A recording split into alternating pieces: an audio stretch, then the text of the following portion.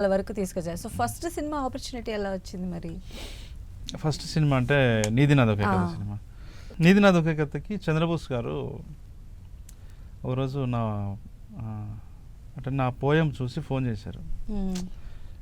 నాది ఆంధ్రజ్యోతిలో పోయం వచ్చింది. చూసి ఎవరు ఏంటి అని అన్ని అడిగాడు అనమాట. నేను చెప్తున్నా, అవతల వ్యక్తి చంద్రబోస్ నాకు తెలియదు, నేను ఇట్లా సినిమా డైరెక్షన్ ట్రయల్స్లో ఉన్నానన్న అని చెప్తుంటే అవునా, అయితే ఎక్కడ, ఏ ఊరు, ఎవరి దగ్గర పనిచేసావు ఏంటి అని చాలా ఎగ్జైట్మెంట్గా అడుగుతున్నాడు. ఆ గొంతు ఏంటో విన్నట్టు అనిపిస్తుండింది, కానీ నేను ఆయన మనకి అంటే ఊహించాం కదా, ఊహించలే. అయితే సరే, అయితే ఒకసారి నేను నా పేరు చంద్రబోసు, పాటల రచయితని అనగానే అన్నా మీరా అని షాక్ అయ్యా. అంటే ఒకసారి రండి, ఇంటికి రండి, రేపు ఖాళీగా ఉన్నారా మీరు అంటే ఉన్నాను. వెళ్ళిన తర్వాత కథ చెప్పండి అన్నాడు. నేను ఒక కథ చెప్పా, ఇది చాలా పెద్ద బడ్జెట్, హీరో కావాలి దీనికి, నిన్నెవరు అట్లా నమ్మరు, కొత్తవాడివి కదా, ఒక తక్కువ బడ్జెట్లో ఒక 2 కోట్ల లోపు, ఇంకా చెప్పాలంటే 1.5 కోటి లోపు ఉన్న కథ చెప్పు, నేను ఇమీడియట్లీ మెటీరియలైజ్ చేసి చెప్తా అన్నాడు అనమాట. తర్వాత సరే అన్నానే వెంటనే చెప్తా ఇది బాగుంది అని చెప్పి అప్పటికప్పుడే ఒకటే మీటింగ్ అంతే. బాబు గారికి ఫోన్ చేసి మా ఊరబ్బాయి యంగ్ స్టార్, చిన్న పిల్లోడు, అసలు సూపర్ స్టోరీ చెప్పాడు, తక్కువ బడ్జెట్, ఈ 3 చెప్పాడు, పంపించు అన్నాడు. నెక్స్ట్ జమినీ కిరణ్ గారికి చేసి చెప్పాడు, కేఎస్ రామారావు గారికి చేసి చెప్పాడు. 3కి సేమ్ డైలాగులు, మా ఊరి పిల్లగాడు, తక్కువ బడ్జెట్, కంటెంట్ సూపర్ ఉంది, యూత్ బేస్ కథ, ఇట్లాంటిదే చెప్పాడు. ఇంకా నేను 3 చెప్పినా కదా, ఏదో ఒకటి అయిపోతుంది, నువ్వు వాళ్ళని వెళ్ళి కలిసి కథ చెప్పేసి అయిపోతుంది, ఇది అయిపోతుంది, నేను యూకేకి వెళ్తున్నా, 15 రోజులు వస్తా, నాకు గుడ్ న్యూస్ చెప్పారని వెళ్ళిపోయాడు. ఇక నాకేంటంటే అప్పటికే చాలా రిజెక్షన్స్ అయినాయి నాకు. నేనేంటంటే నెక్స్ట్ మార్నింగ్ మీటింగ్ క్యాన్సిల్ అయితే బాగుండు అనిపించేది, ఎందుకంటే అందరు ఇది బాగుంది అంటున్నారు కానీ ఎవరు చేయట్లే, ఇప్పుడు వీళ్ళు కూడా చేయరేమో అని ఒక టెన్షన్ ఉండింది. అయితే సురేష్ బాబు గారి గేట్ దగ్గరికి వెళ్ళి భయపడి వెనక్కి వచ్చేసా ఒకరోజు, సేమ్గా 3 దగ్గరికి వెళ్ళి వెనక్కి వచ్చేసా. కేఎస్ రామారావు గారి దగ్గరికి మాత్రం పైకి వెళ్ళా, ఎట్లనే చేసి పోవాలి కదా, 2 మిస్ అయినాయి కదా అని. పోతే వాళ్ళ అబ్బాయి సినాప్సిస్ ఉన్నాయని దగ్గర అన్నాడు.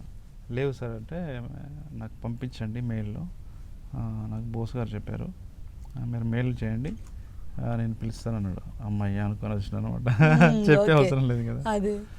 సో ఇక నేను చాలా గిల్ట్ ఉండేది, ఆయన అంతగానో కష్టపడి చెప్తే మనం ఏది అటెంప్ట్ చేయలే మీటింగ్స్ అని. ఆయన ఫోన్ చేస్తున్నాడు అంటే 1 సారి 2 సార్లు ఈ కంపెనీస్ నుంచి ఫోన్లు వచ్చినా నేను లిఫ్ట్ చేయలే. తర్వాత బోస్ అన్న ఫోన్ చేసినా నేను లిఫ్ట్ చేయట్లేదు, టెన్షన్ ఏం చెప్పాలో అర్థం కాదనమాట. సరే ఒక 20 days 1 month తర్వాత కందికొండ గారు ఉన్నారు కదా, ఆయన ఫోన్ చేశారు ఈవినింగ్ టైంలో, వేణు ఎక్కడున్నావు అంటే ఇంట్లో ఉన్నా అన్న అర్జెంటుగా కేబీఆర్ పార్క్ వస్తావు అన్నాడు. ఎందుకన్నా అంటే ఇట్లా నేను బోస్ అన్న వాకింగ్ చేస్తున్నావు, బోస్ అన్న అర్జెంటుగా నేను పిలిపి ఉంటున్నాను, నేను అడుగుతున్నాడు, అరే వేణు ఎటుపోయిండు అది ఇది అని అడుగుతున్నాడు. అంటే అప్పటి వరకు నేను బోస్ అన్నని కలిసింది 1-2 సార్లనే అనుకుంటా. అంటే నాకు భయం, ఆయన ఏమంటాడో అని టెన్షన్ పడుతున్నా. మొత్తానికి పోయిన తర్వాత భయపడుకుంటూ వెళ్ళగానే ఆయన ఏమన్నాడంటే, వాకింగ్ చేసుకుంటూ ఇట్లా ముసఫ్ వస్తూ వాకింగ్ చేసుకుంటూ భుజం మీద చేసి నడుస్తున్నాం అనమాట.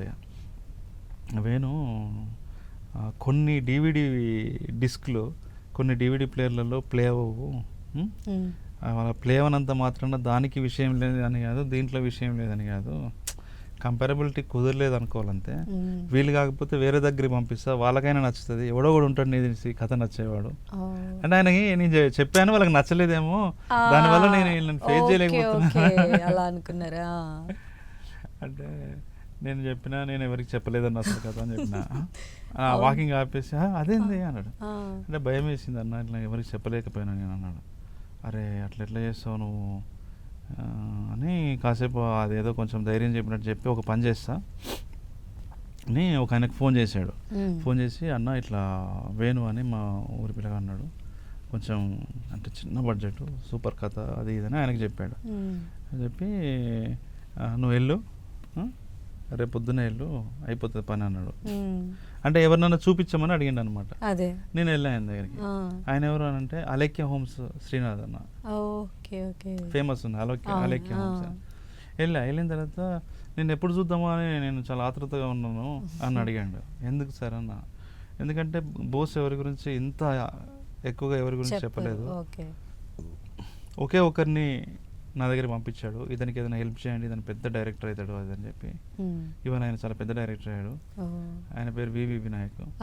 ఇప్పుడు మళ్ళీ నిన్ను పంపించాడు, అందుకనే నేను మళ్ళీ నేను ఎప్పుడు చూస్తానా అని ఆతృతగా నేను వెయిట్ చేస్తా ఉన్నాను అని అన్నాడు అనమాట. అన్న తర్వాత సరే ఏంటి కథ అంటే లైన్ చెప్పా. ఆయన వెంటనే రమ్మన్నాడు.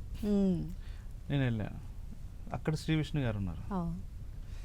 శ్రీ విష్ణు గారు ఇట్లా ఫస్ట్ కొంచెం లైన్ లాగా అట్లా విన్నాడు అని నారా రోహిత్ కాసేపు మాట్లాడి ఆయనకు సెట్ అవ్వదు, నాకు సెట్ అవ్వదు కదా, ఏం చేద్దాము చూద్దాంలే ఆలోచించి చెప్తా అన్నాడు.